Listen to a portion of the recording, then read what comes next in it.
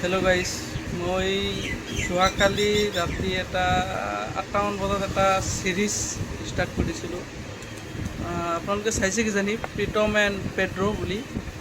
তো মই first episode এটা চাইছিলোঁ, তাৰপিছত আৰু ৰখিব নোৱাৰিলোঁ। 6টা এপিছ'ড ধৰিয়ে চাই দিলোঁ, ৰাতি 2-3টা বাজি গ'ল। তো ইমান মজাৰ ছিৰিজটো, আপোনালোকে চাব পাৰে। সেইটো পিছত মই চাৰ্চ কৰি চালোঁ এক্টৰটো কোনে বুলি।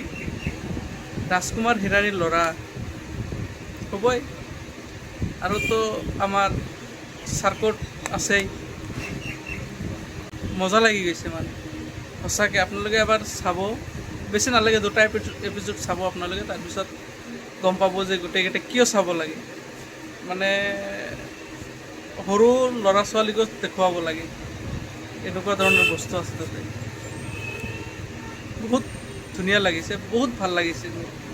আপোনালোকে চাব, ট্ৰাই কৰিব, ভাল লাগিব।